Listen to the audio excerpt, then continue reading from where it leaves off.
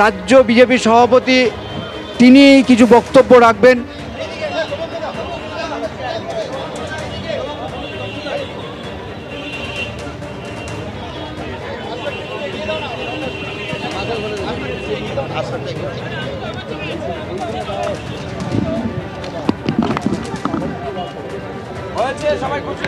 সবাই খুশি।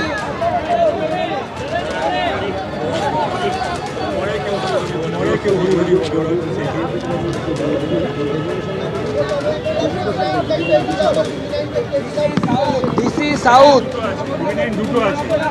এর নেতৃত্বে পুলিশ প্রশাসনের তরফ থেকে আমাদের কাছে এসে জানানো হয় এই মুহূর্তে ডিজি পুলিশের মিটিং শেষ হয়েছে, উনি আসছেন এবং উনি কথা বলতে রাজি হয়েছেন এবং তারপরে ওনাদের তরফ থেকে বলা হয় আপনারা 4 জন ঢুকতে পাবেন।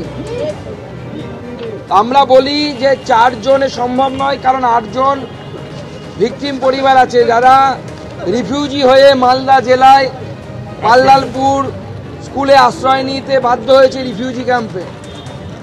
তারা এবং তার সাথে আমাদের এই 4 জন লিডার, আমরা শ্রদ্ধেয় তাপস রায়, আমি, জগন্নাথ চট্টোপাধ্যায় এবং অর্জুন দা, আমরা ভিতরে যাব এনাদেরকে নিয়ে।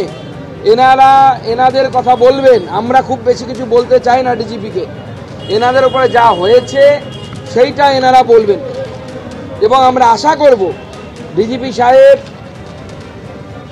সবার সাথে দেখা করবেন এবং তাদেরকে আশ্বস্ত করবেন যেন তারা তাদের নিজের বাড়ি ফিরে যেতে পারে। ভারতবর্ষের বৈধ নাগরিক, এরা রোহিঙ্গা নয়, এরা কয়েকশো বছর ধরে এখানে বাস করে। তো তারা তাদের নাগরিক অধিকার নিয়ে, সংবিধান প্রদত্ত অধিকার নিয়ে, রিলিজিয়াস ফ্রিডম নিয়ে, ধর্মীয় স্বাধীনতা নিয়ে, নিজের ধর্ম পালন করার স্বাধীনতা নিয়ে তারা সেই জায়গায় বাস করতে পারবে, সেই আশ্বাস ডিজিপি সাহেবের পক্ষ থেকে আমাদেরকে দেওয়া হবে, আমরা আশা করছি। 7 কিভাবে হচ্ছে? আরে বাবা, ভিকটিম বলে 3 জন কি করে? সবাই বলা হবে, লিস্ট পাঠিয়েছি তো আমরা। 8 জন ভিকটিম, কাকে বাদ দেবো আর কাকে নেবো বলুন?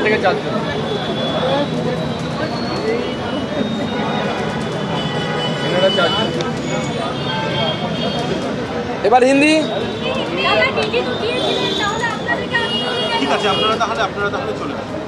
রেডি, সব রেডি, ঠিক আছে। আমরা প্রেস কনফারেন্সটা করে চলে এসে বলছি।